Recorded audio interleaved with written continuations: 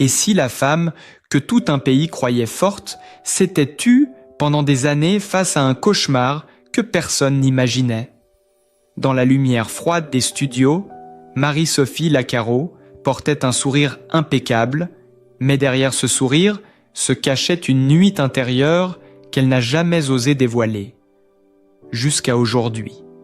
À 50 ans, au moment où d'autres célèbrent la maturité, elle brise enfin le silence et révèle un combat intime qui bouleverse tout ce que l'on pensait savoir.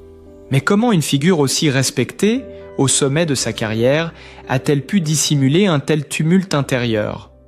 À l'écran, Marie-Sophie Lacaro, journaliste née en 1975 à Villefranche-de-Rouergue, brillait des débuts à France.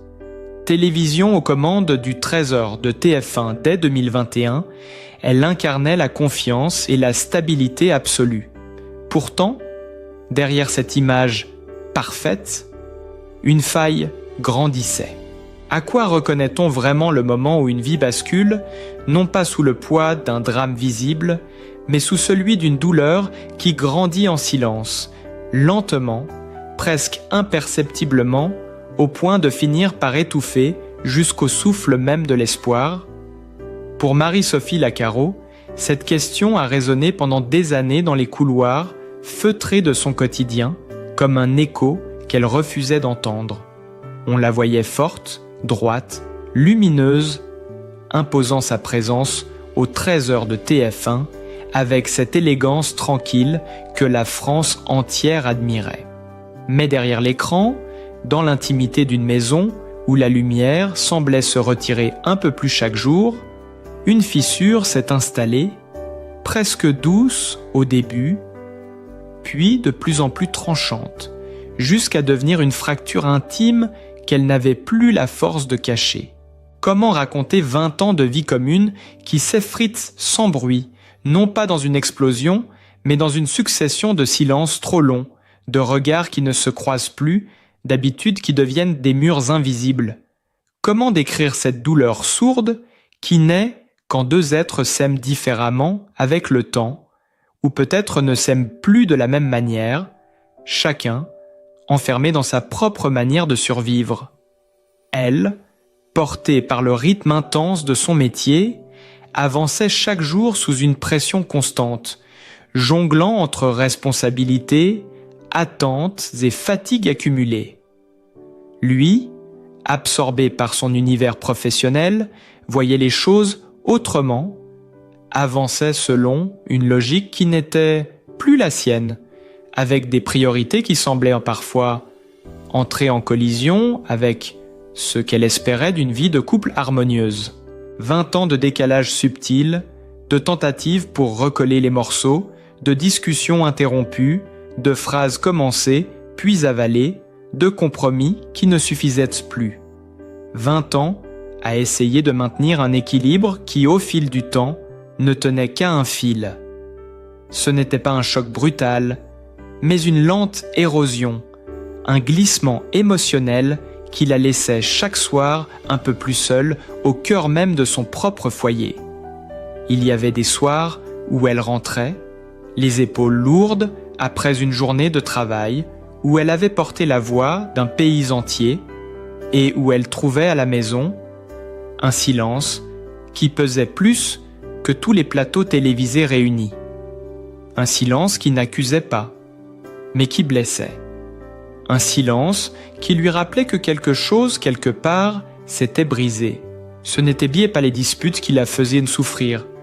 Elles étaient rares, presque inexistantes, mais cette absence d'écoute, ces incompréhensions répétées, ces moments où elle aurait voulu être simplement vue, comprise, entourée.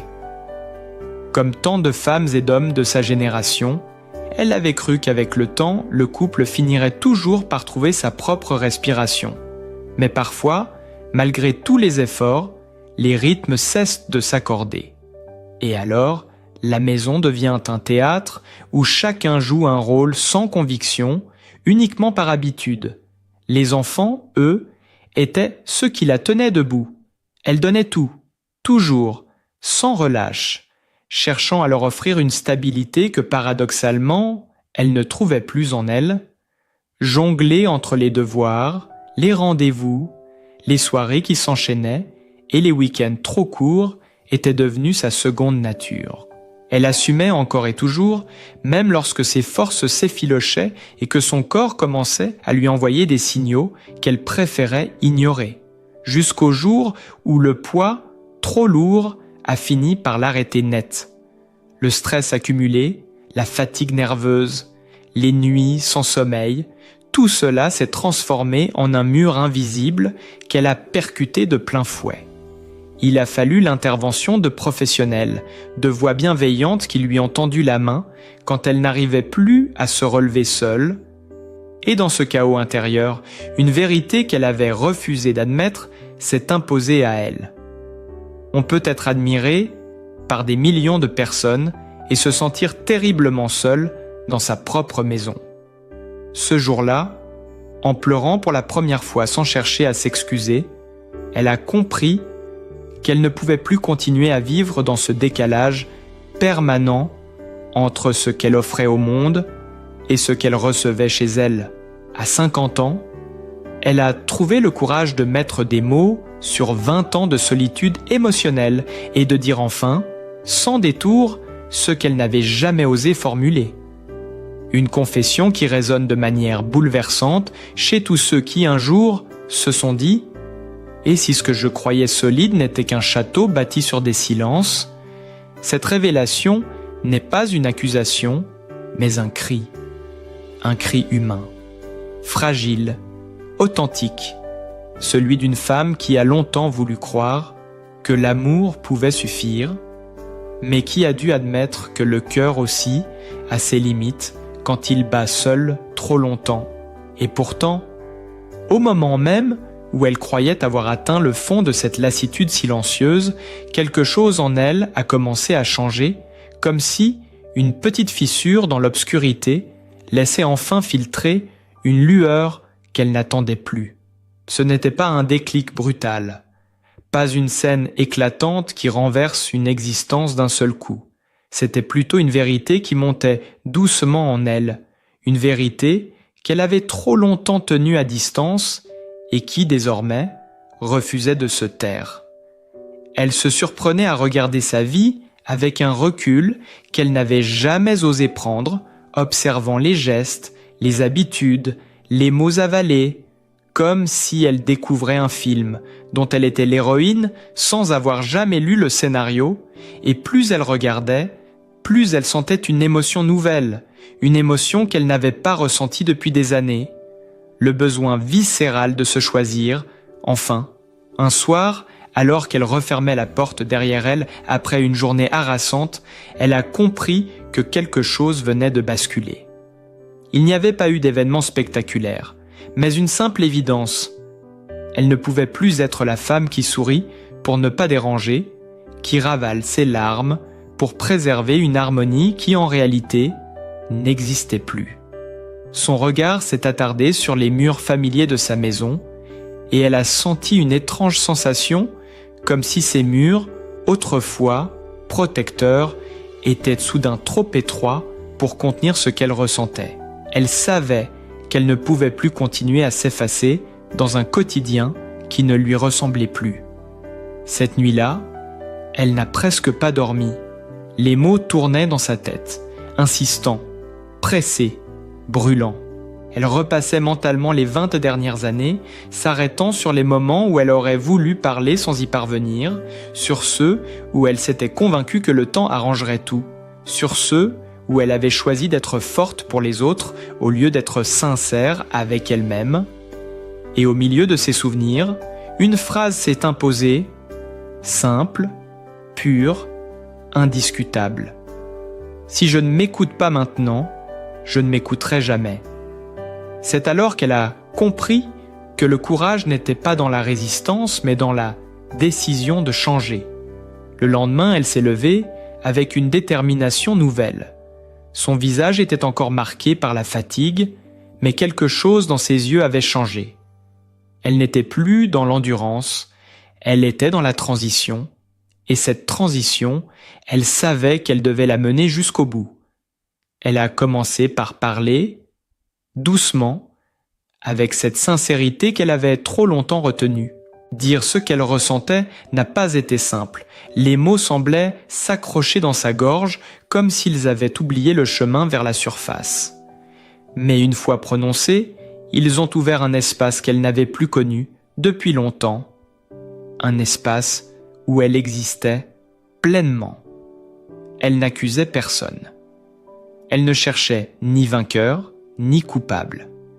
Elle voulait simplement être entendue, non pas comme la figure télévisuelle admirée du public, mais comme une femme qui avait réussi, malgré tout, à ne pas se perdre complètement. Et c'est dans cette voie, fragile mais décidée, que résidait toute la force de sa révélation. On ne se rend pas compte à quel point une vérité peut libérer. En avouant qu'elle était arrivée, au bout de ses forces, elle s'est offerte la possibilité d'un nouveau départ. Ce n'était pas un abandon, mais un acte de survie.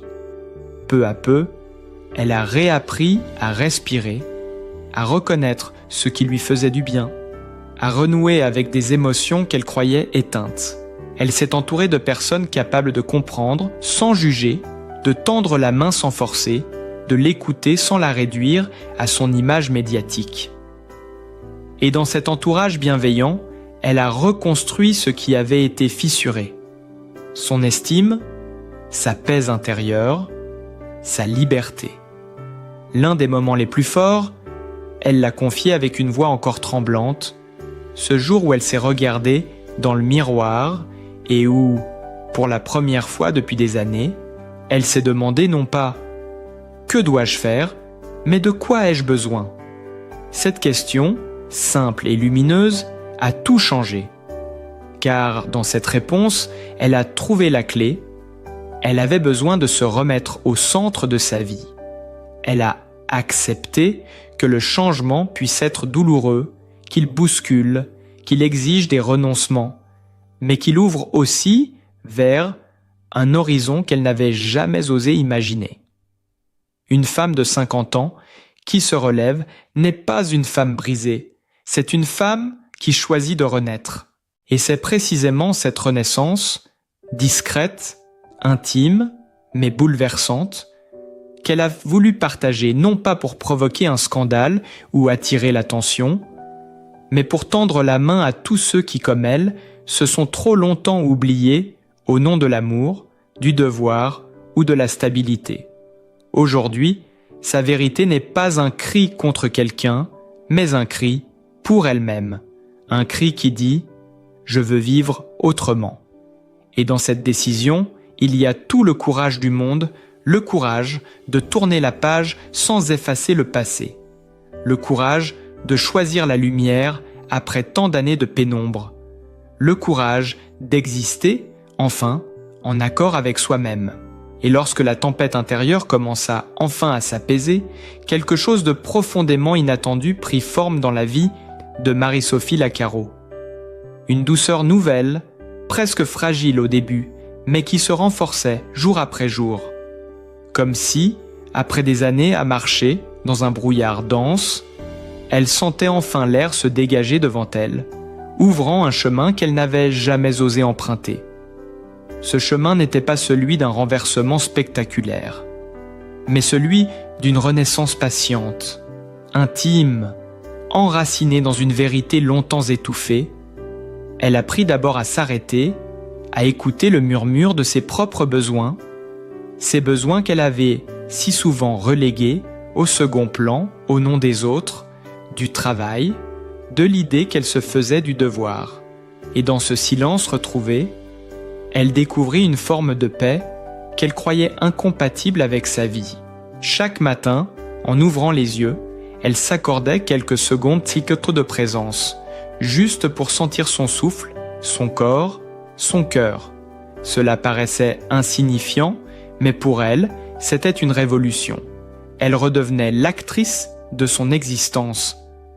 Petit à petit, elle s'est rapprochée de ce qu'elle aime réellement, de ces gestes simples que la vie avait longtemps balayé sous le rythme des obligations, lire sans regarder l'heure, marcher sans but précis, écouter le vent sans chercher à penser à demain.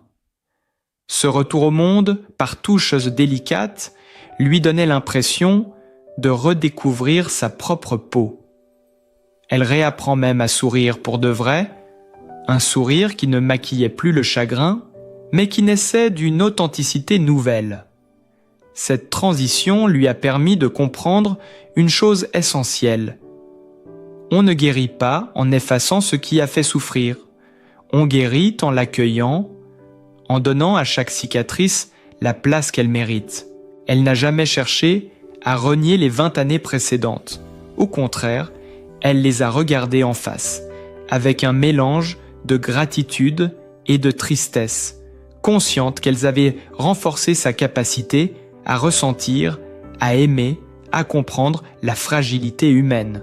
Ce n'était plus pour elle une période d'échec, mais une période d'apprentissage profond. Un chapitre lourd, mais formateur qui lui avait permis de se tenir debout aujourd'hui avec une lucidité qu'elle n'aurait jamais eue autrement. La notion de pardon, non pas comme un devoir, mais comme un acte de libération, a joué un rôle central dans sa renaissance. Non pas un pardon adressé pour absoudre ou pour minimiser les douleurs du passé, mais un pardon intérieur, celui qui permet de déposer les armes, de se délester du poids des attentes déçues, des illusions brisées, des regrets qui rongent dans l'ombre. Elle a compris que pardonner, ce n'est pas excuser, mais c'est choisir de ne plus se laisser enchaîner par ce qui ne peut plus être changé. Ce geste intime, presque sacré, lui a permis de retrouver un équilibre qu'elle croyait perdu. Elle s'est également autorisée à renouer avec l'idée de l'amour. Pas l'amour romantique, mais l'amour vital, fondamental, celui qu'on se porte à soi-même. Pendant trop longtemps, elle s'était oubliée, croyant que s'effacer était une preuve de force ou de maturité. Aujourd'hui, elle sait que s'aimer est un geste de survie, un acte nécessaire pour continuer à avancer sans se perdre à nouveau. Elle parle souvent de cette période comme d'un retour à la lumière, une lumière qu'elle ne cherche plus à conquérir, mais qu'elle laisse venir à elle, doucement, naturellement. Ce changement profond s'est reflété dans sa manière de travailler, de respirer, d'être présente. Elle regardait désormais sa propre histoire avec une gratitude nouvelle, consciente que le temps n'efface pas tout, mais qu'il peut transformer ce qui semblait insupportable en une source de compréhension et de sagesse. Elle a appris que la vie n'est pas une ligne droite, mais un ensemble de mouvements, de courbes, de détours parfois douloureux mais nécessaires pour trouver sa propre vérité. Et c'est justement dans ces détours qu'elle a découvert une certitude apaisante. La résilience n'est pas une bataille, mais une respiration. Une respiration lente, profonde, qui permet de regarder l'avenir sans trembler devant le passé. Elle avance désormais avec une forme de sérénité nouvelle, comme si chaque pas, même incertain, était guidé par une force intérieure qu'elle n'avait jamais eu le courage d'écouter auparavant. Elle accepte les imperfections, les limites, les moments de doute qui reviennent parfois frapper timidement à sa porte. Elle sait qu'ils ne sont plus des ennemis mais des rappels, celui de rester fidèle à elle-même. Et dans cette fidélité retrouvée, elle a bâti une paix qui ne dépend plus de personne, une paix qui s'installe doucement, mais sûrement, comme une aurore après une nuit trop longue. Aujourd'hui encore, elle avance, non pas avec l'assurance de tout maîtriser, mais avec la confiance tranquille que quoi qu'il arrive, elle saura se relever, se réinventer, se choisir, encore et toujours. Parce que, pour la première fois depuis des années, elle sait enfin que sa vie lui appartient. Et quand l'on regarde aujourd'hui le chemin parcouru par Marie-Sophie Lacaro, il est difficile de ne pas ressentir une profonde admiration pour cette femme qui a su, dans la discrétion la plus absolue, réinventer sa manière d'être au monde. Rien, dans sa renaissance, n'a eu l'éclat du spectaculaire. Au contraire, tout s'est joué dans la simplicité, dans ces moments où elle s'est enfin autorisée à ne plus courir, à ne plus lutter contre elle-même, à accueillir la vie telle qu'elle se présentait, avec ses imperfections et sa beauté fragile. Elle a compris qu'on ne peut pas toujours éviter les tempêtes, mais qu'on peut apprendre à les traverser sans s'y perdre, à en sortir plus consciente, plus lucide, parfois même plus tendre. Cette lucidité nouvelle lui a donné un regard différent sur les choses. Elle sait désormais que les grandes forces ne s'expriment pas toujours dans le bruit ou les gestes grandioses, mais souvent dans le simple fait de tenir bon, de continuer à avancer même lorsque le cœur vacille. Elle répète souvent que le vrai courage ne consiste pas à ignorer ses brèches, mais à leur laisser la place de s'exprimer, à accepter que la vulnérabilité n'est pas une faiblesse, mais une manière profonde d'être vivant. Dans cette paix retrouvée, elle a découvert une forme de réconciliation avec elle-même, une douceur intérieure qui lui permet de marcher à nouveau avec confiance, sans avoir besoin de prouver quoi que ce soit à qui que ce soit. Elle avance à son rythme, consciente que chaque jour porte en lui une chance de recommencer, de se réajuster, de respirer autrement. Et cette philosophie simple, presque murmurée, est sans doute l'un des héritages les plus précieux de son histoire. Nous rappeler que la vie n'est jamais figée, qu'elle évolue, se renouvelle, et qu'il n'est jamais trop tard pour écouter enfin la voix que l'on avait étouffée trop longtemps. Elle sait désormais que rien ne vaut la paix d'un cœur aligné avec sa vérité, que les choix que l'on fait pour soi ne sont pas des ruptures, mais des renaissances, et que chaque silence que l'on transforme en paroles sincères est une victoire intime. Alors si vous aussi, en écoutant son parcours, Baher, vous vous êtes reconnu dans une part de ses doutes, de sa fatigue, de ses renaissances, peut-être que cette histoire vous a simplement rappelé qu'aucune vie n'est trop lourde pour être éclaircie, qu'aucun passé n'est trop sombre pour empêcher l'avenir d'être plus doux. Nous espérons que ce récit vous aura touché, inspiré, ou simplement accompagné quelques instants dans votre propre réflexion. Et si vous souhaitez soutenir ce travail, partagez votre ressenti, laissez un mot, un témoignisme, une émotion, n'hésitez pas à liker cette vidéo, à vous abonner pour suivre les prochaines histoires ou à écrire un commentaire. Vos mots aussi peuvent éclairer quelqu'un qui en a besoin. Merci d'avoir été avec nous.